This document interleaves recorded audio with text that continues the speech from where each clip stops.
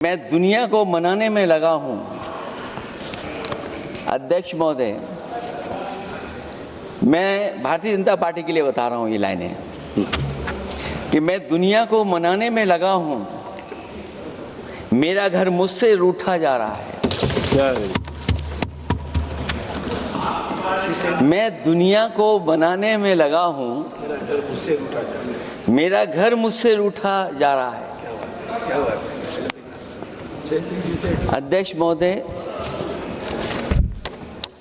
बात शुरू करने से पहले मैं सबसे पहले भारत की सेना, उसका आभार, उसका धन्यवाद देना चाहता हूं। दुनिया में साहसी फौजों में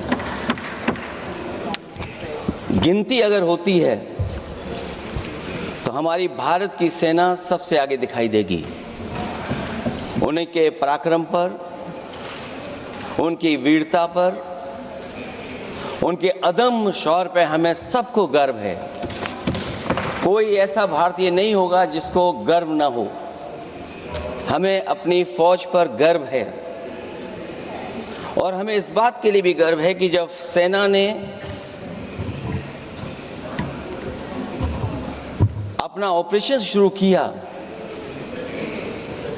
तो पाकिस्तान के जितने भी टेररिस्ट कैंप थे उन पर अटैक किया गया। न केवल पाकिस्तानी कैंपों को नष्ट किया गया बल्कि पाकिस्तानी जो एयर बेस है उन तक पहुंच गए, उनको भी नष्ट किया, ध्वस्त किया। और जब हमारी फौज पाकिस्तान को हमेशा हमेशा के लिए एक पाठ पढ़ा सकती थी, एक ऐसा संदेश जाता कि भविष्य में पाकिस्तान कभी ये हिम्मत नहीं जुटा पाता। और ऐसा भी लगा हम लोगों को,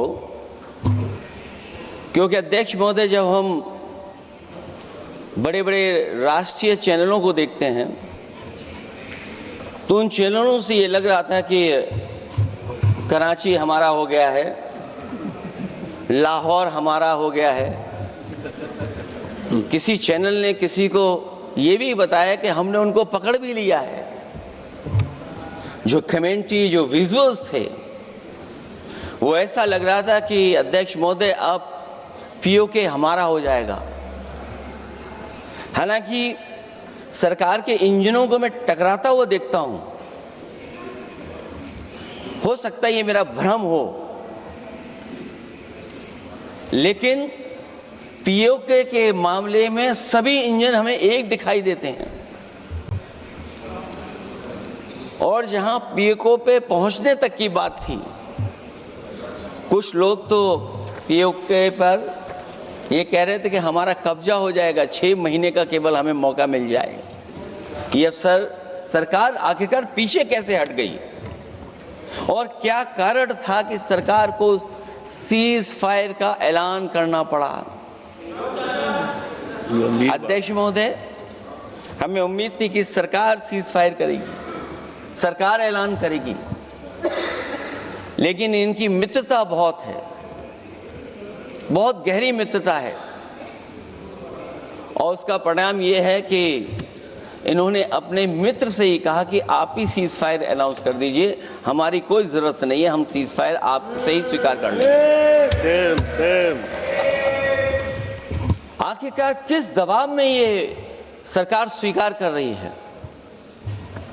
वैसे तो अध्यक्ष महोदय, आज जिस विषय पर बोलने के लिए मैं खड़ा हुआ हूं, दरअसल वो विषय होना ही नहीं चाहिए था। ये दुर्भाग्यपूर्ण है कि आजादी के इतने साल बाद भी ऐसे मुद्दे बने हुए हैं। ये बात अध्यक्ष महोदय पक्ष विपक्ष की नहीं है, देश की सुरक्षा की है, जनता के जीवन और रक्षा की है। हम सब मिलकर के कोई ऐसी नीति रणनीति बनाते क्यों नहीं है जिससे सीमाएं हमेशा हमेशा शांत रहें। लेकिन पहलगांव की घटना ने साबित कर दिया है कि लापरवाही देशवासियों की जान ले सकती है। और अभी जब मैं सुन रहा था और बहुत ही उत्तेजित भाषा में जब जवाब मिल रहा था, उत्तेजित भाषा इसीलिए बोल रहे हैं कि जनता सम्मोहित हो जाए, जनता स्वीकार करने लगे। लेकिन सच्चाई ये नहीं है। आप कितना भी उत्तेजित बोलें, देश की जनता समझ रही है। ये सही है कि जनता के इमोशंस का लाभ आप उठा रहे हैं शासन करने के लिए। जनता का इमोशन का लाभ उठाती है सरकार। मुझे याद है कि जिस दिन पहलगाम हमला हुआ, उस दिन वहां का हर पर्यटक पूछ रहा था, जो पर्यटक पूछ रहे थे कि खतरों के बीच मेरी रक्षा करने वाला कोई वहां क्यों नहीं था। आखिरकार ये सबके मन में सवाल यही है कि जिस समय घटना हुई, आखिरकार उन्हें बचाने वाला कोई क्यों नहीं था। और जो सरकार ये दावा करती है, 370 के बाद ये कहा सरकार ने कि भविष्य में कोई आतंकवादी घटना नहीं होगी, वहां टूरिज्म बढ़ेगा। जितने लोग वहां गए वो सरकार के भरोसे पे गए थे, वो सरकार के आश्वासन पे गए थे। और आखिरकार सिक्योरिटी लैब्स की जिम्मेदारी कौन लेगा? अध्यक्ष महोदय, सबसे बड़ा सवाल यही है कि सिक्योरिटी लैब्स का रिस्पॉन्सिबल कौन होगा, वो जिम्मेदारी कौन लेगा। और ये जो पहलगांव की घटना हमारे इंटेलिजेंस फेलियर की वजह से है। उन्हें मैदान को खुला छोड़ दिया। वो सरकार जानती होगी कि कितना समय लगा होगा फोर्सेस को आने में। आखिरकार वो जिम्मेदारी किसकी है? और फिर सरकार को ये जरूर बताना चाहिए कि सरकार क्या क्या कदम उठा रही है कि भविष्य में ऐसी घटना ना हो। क्योंकि पहलगांव से पहले पुलवामा भी हुई और पुलवामा में भी यही बात रखी गई थी कि इंटेलिजेंस फेलियर है। उस समय भी किसकी जिम्मेदारी थी इंटेलिजेंस फेलियर की? किसी को नहीं पता। और अगर इंटेलिजेंस फेलियर पहले था तो पहलगांव में भी वही इंटेलिजेंस फेलियर हम लोगों को और पूरी देश की जनता जानती है आखिरकार जिम्मेदारी किसकी बनती है। जो लोग बड़ी बड़ी बातें कर करके चले गए, कम से कम देश के सामने एक सबसे महत्वपूर्ण सवाल, उसका जवाब सरकार की तरफ से आना चाहिए। क्योंकि हमारी सीमा पर जो सुरक्षा है, जो रक्षा करने वाले हमारे सेना के लोग हैं, वो हमारी सीमाएं सुरक्षित रखते हैं। लेकिन हमारे भारत का क्षेत्रफल क्या है? और सरकार को कम से कम ये जानकारी देनी चाहिए सदन को, देश की जनता को, कि जिस समय सरकार में ये भारतीय जनता पार्टी आई है और आज जब हम सदन में चर्चा कर रहे हैं तो हमारे भारत का क्षेत्रफल क्या है? कम से कम क्षेत्रफल पता होना चाहिए।